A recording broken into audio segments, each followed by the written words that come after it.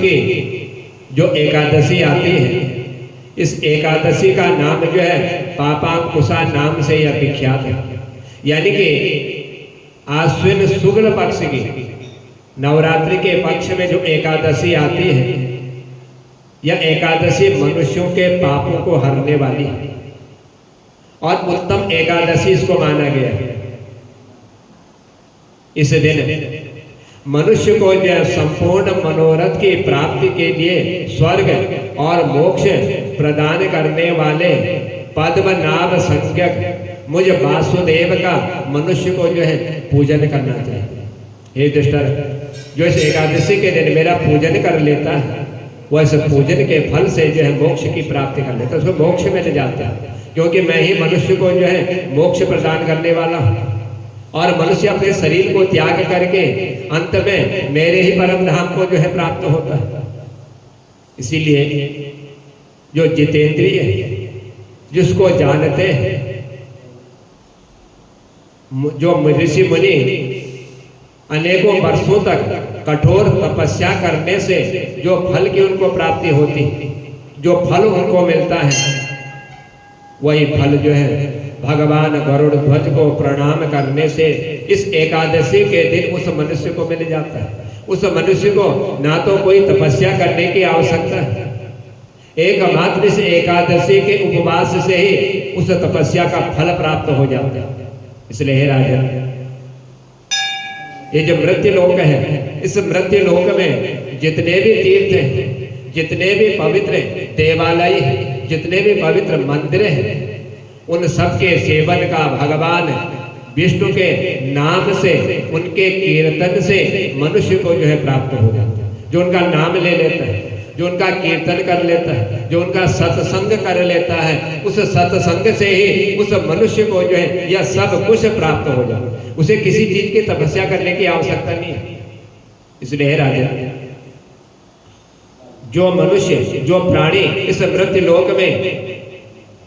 शांग धनुष धारण करने वाले सर्वव्यापक भगवान जनार्दन के शरण में चला जाता है, उनका जो आश्रय ले लेता है, सो हे राजा, वह प्राणी कभी भी जो है यमलोक में यम की यातना को नहीं भोगता, उसको यम की यातना नहीं भोगनी पड़ती, वह स्वयं भगवान के वैकुंठ धाम की ओर प्रस्थान कर लेता है। इसी तरह से यदि अन्य कार्य के प्रसंग से भी मनुष्य जो है एकमात्र एकादशी को उपवास कर ले, तो उसे कभी यम की यातना से दूर रहना पड़ता, यम उसको दर्शन तक नहीं देते। इसलिए हे राजन, जो प्राणी मनुष्य शरीर धारण करने पर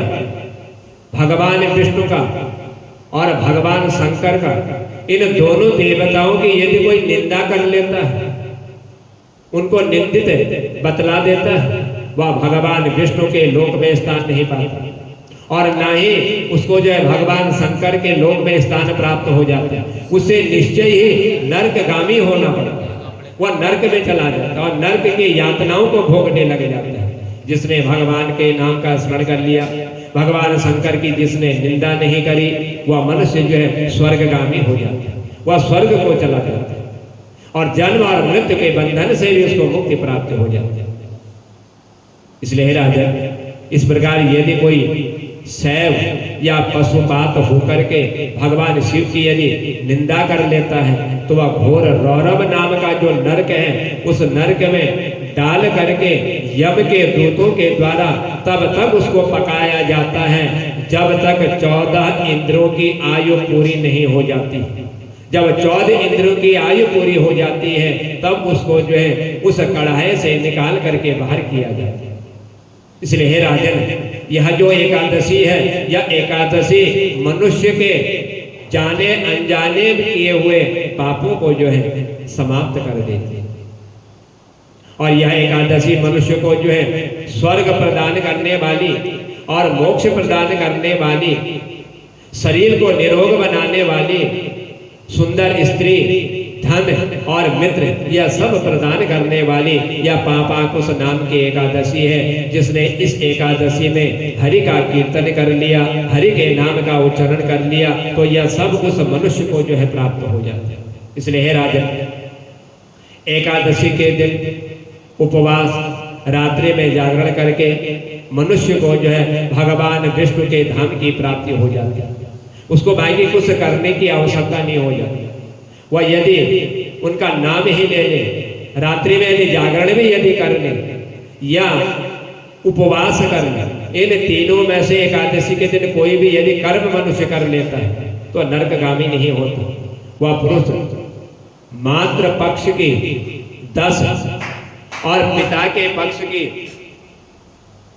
तथा स्त्री के पक्ष की 10 पीढ़ियों का वह उद्धार करने वाला होता है, जो इस एकादशी का उपवास कर लेता है। एकादशी व्रत करने वाले मनुष्य जो है दिव्य रूप धारण करते हुए चतुर्भुज गरुड़ की ध्वजा से युक्त होकर के हार से सुशोभित और पीतांबरधारी होकर के भगवान विष्णु के परम धाम को प्राप्त हो जाते हैं, उनको वैकुंठ धाम प्राप्त हो जाता है। इसलिए हे राजन,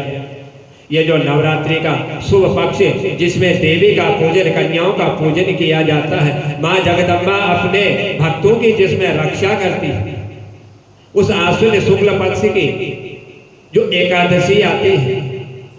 या पापा कुशा व्रत करने से मनुष्य के सब पापों से वह मुक्त होकर के भगवान हरि के वैकुंठ धाम को जाने का अपना मार्ग सुलभ कर लेता है।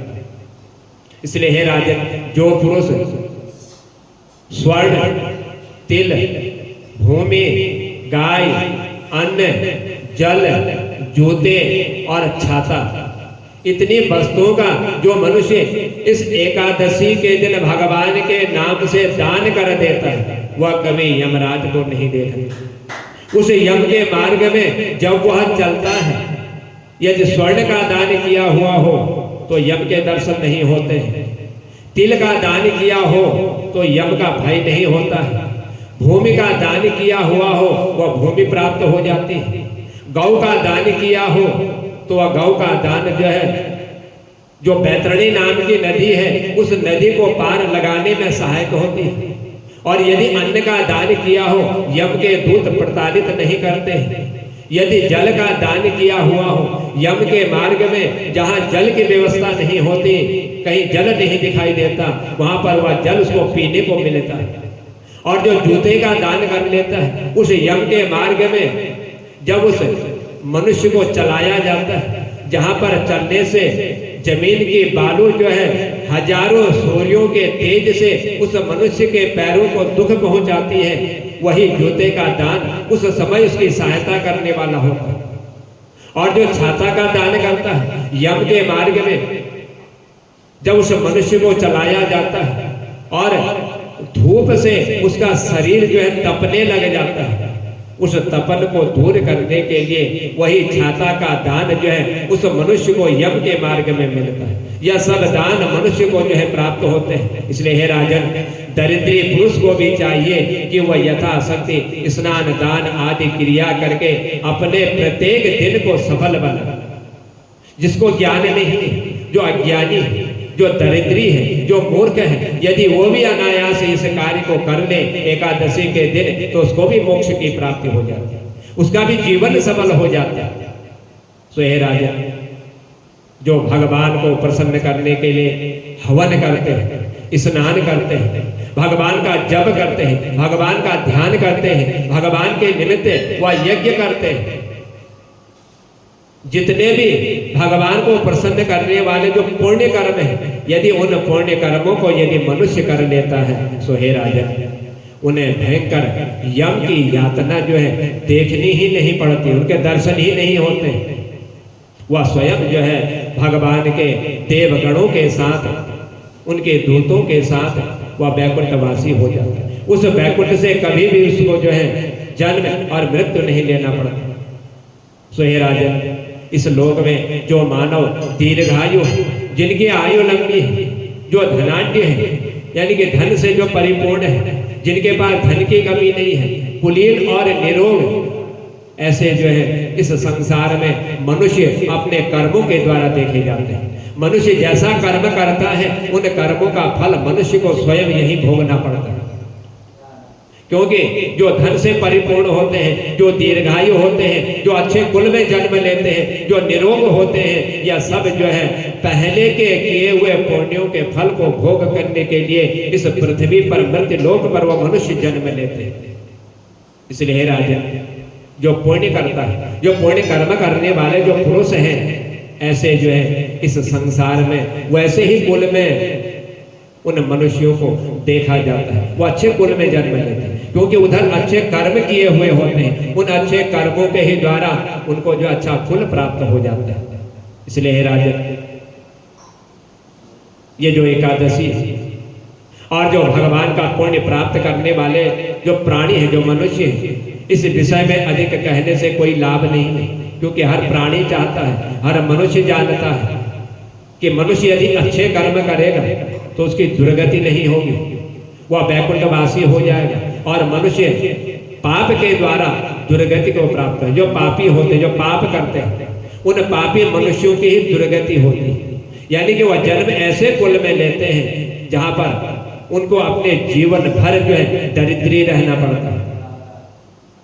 किसी वस्तु की उनको जो है याचना भी हो, यदि कामना भी हो, तो वह वस्तु भी प्राप्त नहीं होती। और जो धर्म का पालन करने वाले हैं, ये धर्म के पालन करने वाले जो प्राणी हैं, सो हे राजन, ये सारे प्राणी जो है स्वर्गवासी हो जाते हैं या स्वर्ग को प्राप्त हो जाते हैं। इसलिए हे राजन, अब इससे ज्यादा मैं आपको इस पापांकुशा एकादशी के विषय में अब मैं आपको क्या बताऊं, क्योंकि जितनी भी एकादशी है, साल भर की सारी एकादशियां इसी तरह से मनुष्य को मोक्ष भोग प्रदान करने वाली है। इसलिए हे राजन, आज तुमने इस नवरात्रि के पक्ष में इस एकादशी का जो प्रश्न मुझसे पूछा हुआ था, उसी के अनुसार आज मैंने आपको जो है ये पापांकुशा का यह महत्व मैंने आपको बतलाया हुआ है। जो इस एकादशी का नाम स्मरण कर लेता है, वह भी पाप से मुक्त हो जाता है, वह भी जो है यज्ञ की यातनाओं को भोगने वाला नहीं होता। इसलिए हे राजन, यह सब आज मैंने आपको जो है इस पापांकुशा एकादशी का यह सब वर्णन मैंने आपको बतलाया। और इससे ज्यादा अब आप क्या श्रवण करना चाहते हो, क्योंकि मैंने इस एकादशी का जितना भी फल है, जिस भगवान का पूजन किया जाता है, मनुष्य अपने कर्मों के द्वारा जैसे नरक और स्वर्ग भोगने वाले होते हैं, यह सब कुछ मैंने आपको बतला दिया। इसलिए हे राजन, जो प्राणी इस मृत्यु लोक में जन्म लेकर के इस एकादशी का उपवास कर लेता है, नाम स्मरण कीर्तन सत्संग भजन आदि कर्म जो मनुष्य कर लेता है, एकादशी के दिन रात्रि जो जागरण कर लेता है, उस मनुष्य को कभी भी जो है यम के मार्ग में नहीं जाना पड़ता। यम के मार्ग का दर्शन करता हुआ और बड़े सुविधाजनक बिना कष्ट के द्वारा वह वैकुंठ को प्रदान हो जाता है, वैकुंठवासी हो जाता है। इसलिए हे राजन, यह आश्विन शुक्ल पक्ष के पापांकुश नाम की एकादशी जो है मनुष्य को ऐसे ही फल प्रदान करने वाली है। इसी तरह हे मिस्टर, आज मैंने आपको जो है इस पापांकुश नाम की एकादशी का यह सुंदर वर्णन मैंने आपको बतलाया है, जिसके सुनने से और दूसरों को सुनाने से मनुष्य जो है भव पार हो जाते हैं और उनके जन्म जन्मांतर के सब पाप जो है नष्ट हो जाते हैं।